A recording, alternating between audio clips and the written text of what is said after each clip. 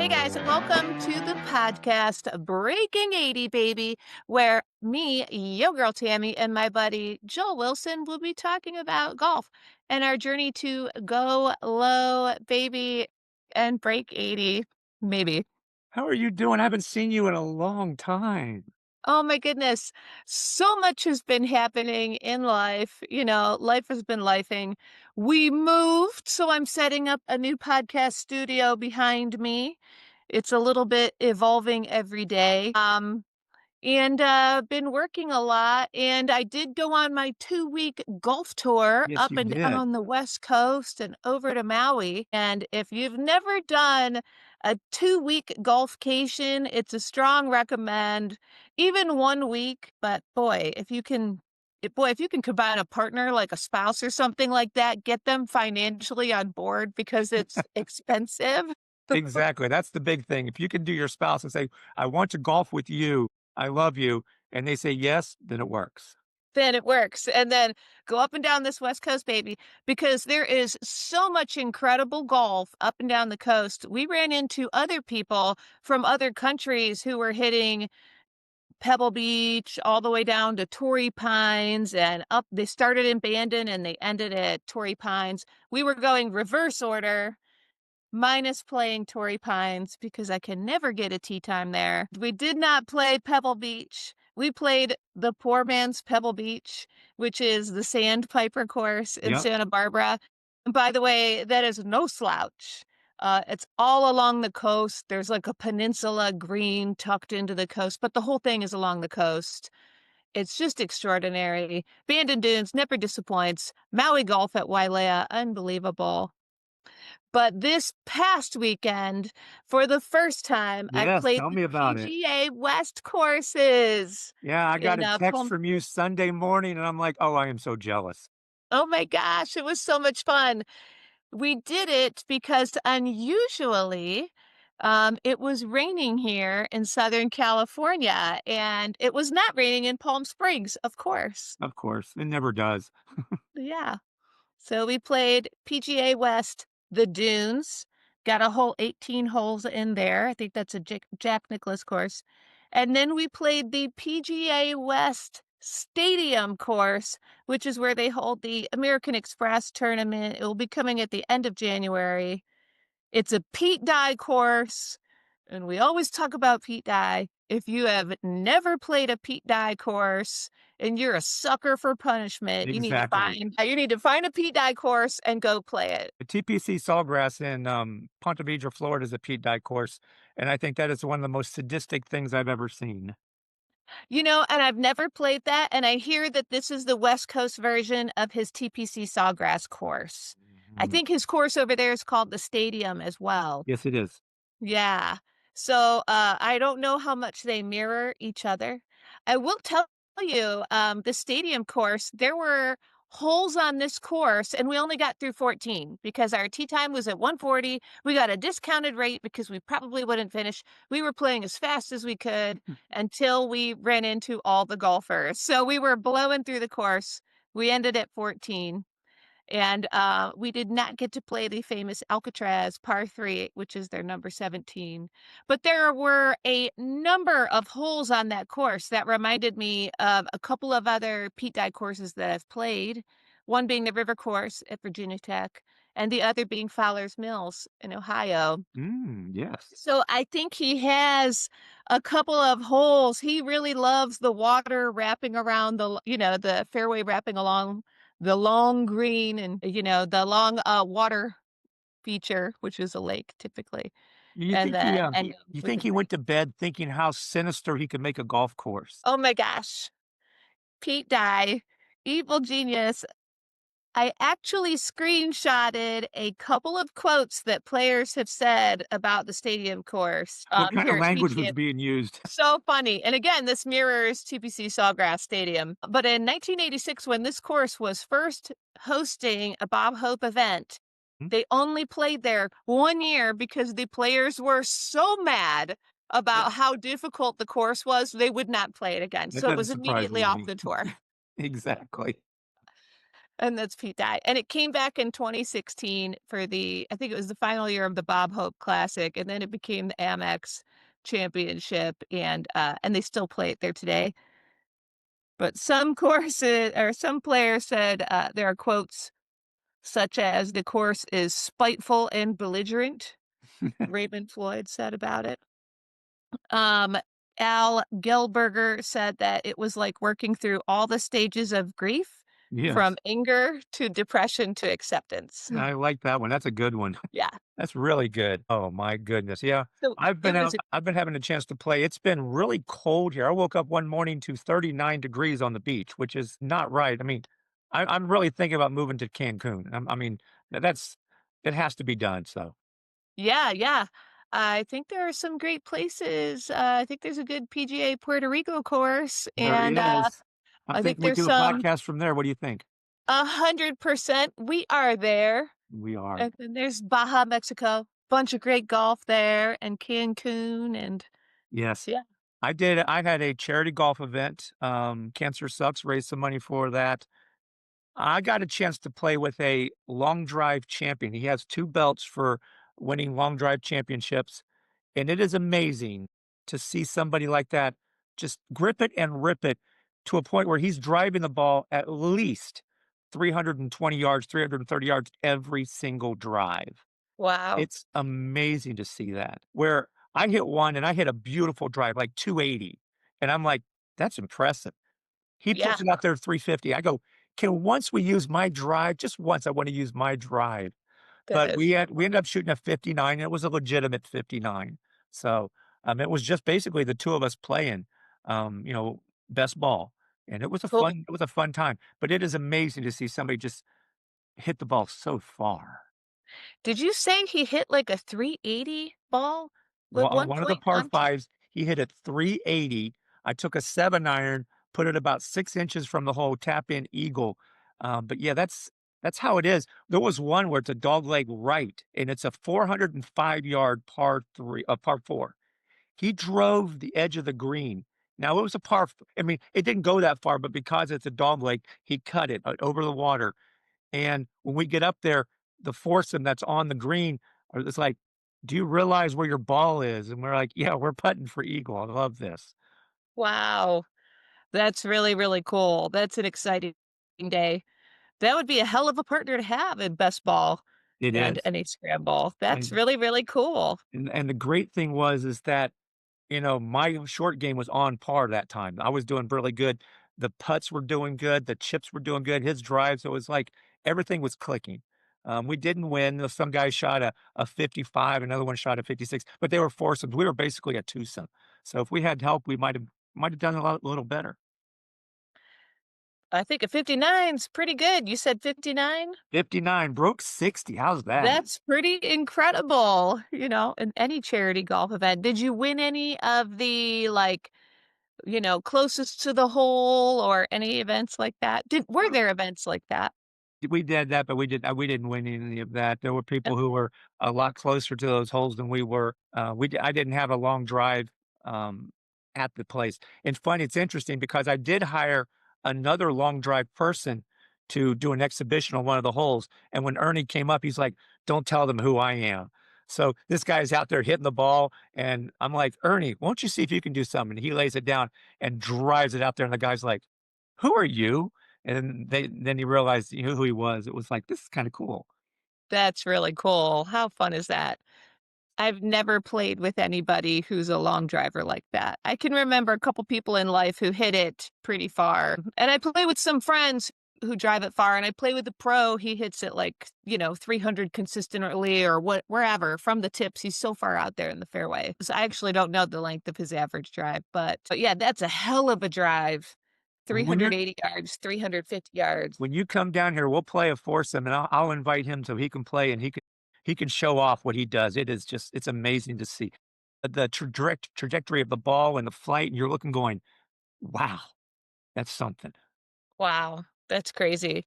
Hanging up there forever. I think that Bryson just had a really long drive the other day. I never know if these videos on the internets are Yeah. real or fake, but boy, that ball hung up in the air like a long time. I think it was near 400 yards. I feel like he's hit it over 400.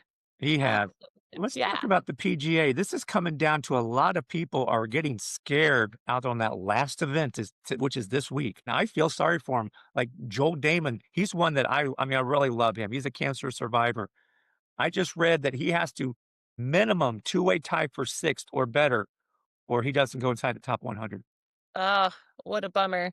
And you and I have been talking about a little bit this season. They're restructuring things. Only the top 100 are going to get cards this year. And then there's a conditional field, 101 through 150. And I assume it's like you're kind of on call to play a tournament. If there, well, what I read was that if there are slots available, you get to play, but there's going to be few and far between. There will be injuries throughout the season. Some of these 100 won't play, but yeah, it's gonna be a tough weekend for a lot of people. I have to wonder, the way Liv is shuffling around, would Joel Damon be somebody who people love to come and see him? Does Liv wanna throw a contract out there for our beloved Joel Damon? I don't Would he know. go play on Liv? I could see that because he is a name. He's not as good a golfer. He's 38 years old, so he's at the end of his career. 38 is not old, but when you've got these 20, 21-year-old kids who are coming out of college who are, just killing it, it makes it a lot difficult for those guys who are in their late 30s, mid 40s to to compete. And it's I don't know if I were him, I would go over to live, take the money, run, be a star over there and enjoy it. Because he does have that stardom power that people he's a showman, and that's what Liv wants with a showman. Absolutely, and I think people would go watch Liv just to go watch Joel Damon because he's so beloved. I would go and watch him. I would too. I would definitely do that. But yes, it's gonna be interesting. Do you know that they, redid the senior tour qualifications as well? I know that they were going to. Do we have an update there? Yeah, we do. I talked to, Robert Gomez, who's a senior. He's a two-time winner. He was the very first PGA Rookie of the Year. He has to still qualify. He doesn't have enough points to play. He still has to do a Monday qualifier. But the Monday qualifier has been taken away from a whole bunch of people. Like, a friend, Rob West, who's a really good golfer, was on Big Break 19. I mean, he's a 0 handicap. He cannot qualify to play in the senior tour ever again. He's been shut out. And there's literally thousands of those people who will no longer ever have a chance to play on the senior tour because there's so many people coming up from the PGA tour that they want those names on the senior tour that these other guys who are good will never have a shot. Wow. And they're Wow. upset about it, but there's nothing they can do about it. Yeah, that's a heartbreaker. Well, hopefully we have a up and comer tour for these players without a home. There may be one, who knows? Who knows Mm, what the future will bring? How's that? Who knows? yeah, that's exciting and very challenging for them, but it would be exciting if they had a new place to stay. Yes. You wanna go to the LPGA real quick? Yeah, let's talk about this. I think there's some exciting evolution happening there. Yes, tell me. They signed new television contracts for more broad live footage, more cameras. If you've ever watched an LPGA tournament, they just park a camera on like the 18th hole and that's what you watch all day. And Yeah, some of these events aren't even televised. I know. The coverage is like atrocious and there are large purses. I think the purse this weekend at the LPGA, I think it's their final event of the year and I think it's like $11 million. So it is, Out there. and that's what it should because the women are good golfers, they are very good. People follow them, I love it. I've been to the, Women's US Open twice, and it's very good to watch. I love watching them. That's cool. Well, they have a new commissioner, pardon me, they have a new LPGA commissioner, 1 or 2 years in the role. So they're making some changes. And again, female golfers are the biggest up and coming market in golf and maybe in all of sports. So people should be paying attention, female golfers, and start catering to this community a little bit. And we'd also like to watch some strong female golf as well. Yeah, we would. So Like Nelly yeah, Korda. we definitely would. Yeah, Nelly Korda. She came back to the Annika Open this week after being off for 6 weeks with a neck injury. I was watching an interview, she said she took a shot out of rough about 6 weeks ago, and she felt something happen in her neck. She said she spent 3 weeks after that not even playing, just got back to it, and finished 15 on the Annika Championship this past weekend. Nelly has not won a tournament this past season. And in fact, out of the 30 tournaments over the course of the last season, there have been like 29 different I winners. know. So there's not just one standout, although they have Rookie of the Year and Player of the Year, but there isn't just like one consistent winner this year. I like So that. I maybe like when Nelly comes back. Yeah, I like that. I Yeah. mean, I know that, we look at next year's PGA and we're going to be, who's going to be player of the year? Scotty Scheffler. Everybody thinks that right now. He is the next Tiger Woods. But I think this year is going to be some players that you don't think about. They're going to come up and win 2 or 3 tournaments. And I think it's going to be interesting next year on the PGA Tour. Yeah, there's going to be a lot of changes in golf next year. Better coverage on the LPGA, limited tour cards on the PGA, and Live Golf is keeping its name, the 54-hole golf tournament, Live, LIV, but they're changing their format to 72 holes. I know. You know why? What do you think of this?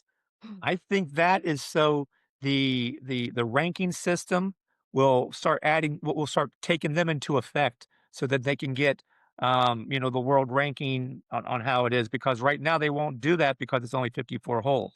And I think Mhm. they're changing it so the PGA will and the world ranking system will allow these, so you can have the Brooks Koepkas and the Bryson DeChambeaus in the world ranking more often, where they belong, because there's a lot of good players on the Live Tour that belong on the Ryder Cup or belong to qualify for the US Open or the Masters. They do it for the, DP World Tour over in England, so it's just another Yeah. tour. Yeah, I agree. It's just another tour, and maybe it's a sign that the PGA and Live are going to play a little more nicely together this year. Or Live has just conceded, you know what, we want to get in there a little more, so we're adding a day to our tournament. And probably they heard it from their players who want world golf ranking points so they can be considered, Yeah, but you in the can't call it FedEx Live Cup. anymore because LIV is Roman numeral for 54. I know. I know. Are they gonna change So the it's like, name to whatever? yeah. Yes. Whatever the Roman numeral is for 72, or do they stick with it because they were founded as the 54-hole golf tournament Yeah. where you can wear shorts? I mean, yeah, 'cause 72 would be Lexi, LXXII, and that doesn't sound right. Oh, okay. No, that does not sound right. Yeah, I still Yeah, like Live Live. Golf is Yeah, it's a hell of a brand. I love the brand, and I actually love to see the change to the 72 hole format. I think keep the rest of their formatting the same. They have shotgun starts every week. I think that's really cool, and maybe that obviously would help with the pace of play, possibly. Yes. And I think that maybe they have a way to pull golf forward. I don't know what their shot clock situation is, to be fair, but maybe they can make some changes that the PGA can add to its own tournaments and speed up some of these tournaments that, take 8 and 10 hours to watch. I know I watched But some go ahead. I was gonna say, I love a good Masters weekend that's 10 hours of golf I every day, all know. day. I'm not gonna lie. Exactly, and I also love it, you're West Coast, but being the East Coast here, it is real fun to watch when the tournament's in Hawaii, that the coverage doesn't even start for me till 6 o'clock at night. I have it from 6 to midnight at night. I'm like, "This is cool, I love this." Where for you, being West Coast, when we have the Masters, you have to get up pretty early to watch some of that. Even like the British Open or the Open Championship, that starts, like, at midnight your time. Yeah, that's a really tough one, and you know that I record, or rather I save these on YouTube TV, and I'll start them later, but the ones that are over in Europe, that's a tough change because they're done with the tournament by the time I wake up. Yes. So I have to wake up early and watch those, I know, I or think I I've could just do texted it you a here. couple times when it's like, "Did you see?" And you're like, "No, I haven't. Don't text me until I'm done." Yes. And during the Masters tournament, I just put my phone away on Sunday. I actually left it in my car in my golf bag because I was like, "I can't look, I don't wanna know anything." I ruined tournaments for myself before. Yep. It's tough. Are you We gonna get be the watching it text. I get are you gonna be watching the tournament this weekend? Oh, definitely. I am definitely curious to see who's gonna keep their tour card and, yeah, how that's all gonna sort itself out. Definitely will be rooting for some people, a lot of people on the bubble. We'll see what happens there. Yeah, that's and did you watch the tournament last week? No, I did not. I've been My moving, goodness. like, every day when I'm not moving. Put it this way, these guys are fighting for their tour cards. They need this. On Sunday, the wind, and this was down in over in Bermuda, actually over Bermuda, because Bermuda's almost due east of us here in Myrtle Beach. The wind started howling, and it was not gusts of 30 miles an hour. It was sustained winds between 25 and 30 miles an hour. They were hitting balls and watching the ball being 40 yards to the right, and they were having to adjust for this. It was affecting every part of their Wow. game. It was amazing. And it's like you're fighting for your tour card and you have to fight in this kind of condition. But you know what? That's why they pay them to do it. Yeah, absolutely. And professional golf is a sport that separates people who can just smash it from people who can play with strategy. Mhm. And I hear some players even say art and creativity. You know, they have to be really creative. And I'm Exactly. just trying to hit a ball straight. And they're thinking about being creative with shots. And that's exactly where you would have to do that, where you have to fade it so you're cutting into the wind and potentially still landing on the green. Hopefully those greens were holding. I'm The sure greens the they'd be greens were holding, but even the okay. wind was so bad that it was affecting putts. But again, they're professional golfers, you gotta do it. Have you Yeah. ever played in really, really windy conditions? I definitely have, and here in Southern California, wind kicks up midday every day. We get this ocean breeze, it comes over the mountains, it affects all of Southern California pretty well. But when we were in Bandon, I can remember the wind blowing around our putts, and you don't often see wind affect your putting a whole lot, not really. You have to have some pretty smooth greens Yep. with a good speed and some wind, so it's pretty rare, and it's an unusual thing to play, wind affecting putts. I know, it's really it is, but you know what, again, that's why these guys get paid the big bucks, that's why they're doing what they do. If it were easy, we all be doing it. Percent. It's not easy and we're all still trying, but we're No, not doing it professionally. we are still trying it, and that's why we go Mm. out there to try to break 80 every week when we can, and you said you're gonna go play 9 holes? I'm gonna play 9 holes. I wanna keep this beautiful momentum going that I found while I was on vacation in total peace of mind. So I gotta at least play 9, but to be fair, my back is in a lot of pain. It is what it is. I'm a nurse and a golfer and as of late, a mover Yeah, that's because I've right. been moving. So, but I wanna keep my rhythm. I'll lose it. I know, and that's problem but, I haven't played the weather has not been conducive to go out and play because I will not play when it's in the 40s or the low 50s. I don't play that, I'm sorry. I don't have to anymore. So, No, I wouldn't. And you have an indoor arena out there too. yeah, but it's just not the same. I wanna get out there and play and, you hit the ball and you watch it go, and my drivers come in. It was good to be with Ernie and to get some tips with him about how to hit and add some club head speed to get the ball more consistent. He taught me how to draw and to fade the ball, so I can now draw and fade the ball as well as better than I used to. How's that? And Cool. if I'm more consistent in the fairway, then I'm gonna be better. I know it was interesting. One of the holes, the water was about 320, 330. And I'm like, "Well, do you want me to lay up with a 3 wood and you go for the green?" And he's like, "By all means." So I'm like, I'm laying up with a 3 wood and I still hit the ball like 220 and I'm out there, but it didn't matter because he hit the ball well over the water, off to the right, missed the fairway, but it didn't matter because we're still 20 yards from the green. It's just amazing. You gotta come out there and play with us when we're out. That's cool. That's really, really cool. How fun. I You love a would good leave the water driver layup. in the bag. You would never take a drive out. The driver just stays in the bag and you watch the master at work. And that's cool. But I wanna hit my driver. I I know. guess that's what the range is for when you're partnered with someone like that. Well, we do it just so we could see, and compare ourselves with it. And you'll be from the women's tee, so if you hit a good drive, maybe you can get up there and match a 330-yard drive from someone else, but I was never that way. I was just a spectator when it come to the tee box. That's pretty cool. Were you guys playing the tips then with drives like that? How did that work? No, we were playing the whites, which was it made it even better because, we're looking at 380-yard par 4s or 375-yard par 4s where he's like, "Well, I can drive the green on these." So a lot of times it was driver and then we were, within 15, 20 yards of the green, which is why we Wow, scored a 59.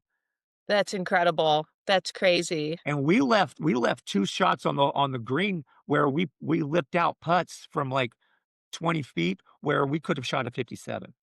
Wow, that's pretty crazy. How were his iron skills or his chipping skills? I'm His just iron curious. skills are great, his chipping skills are not as well, I was still the better chipper when it come to it, but his putting was pretty spot on too. He's like a 2 handicap, so which is usually the long drivers can only do one thing, and that's a one-trick pony, they drive and they couldn't do anything else. Right. He likes an all-around good game, and he's a good player. Cool. That's really cool. That's a lot of fun to be partnered with. I love that. I love watching golf like that when we're out on the course. It is. Now you got a friend who was in the Mexican tour, how's he doing? He's doing well, and again, the Mexican tour, the professional Gira de Profesional golf tour, they play just once a month. So I think he's traveling, well, he's certainly traveling in December. I don't know where. He's traveling to some beautiful Caribbean areas for golf, and I'm staying with other golfers, and we'll have to have him on here soon. Isaac Rodea. Now that I'm back, baby, and ready to be here every week again. Oh, how I have missed my work wife, Joel. This has been such a loss of my time. I It's good to be know. back.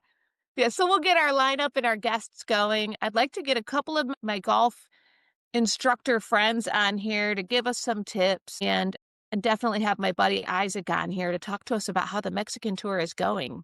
Yes, we will definitely do that. Like I said, I missed talking to you on this. We've talked on the phone and we've texted back and forth, but this is where it all started.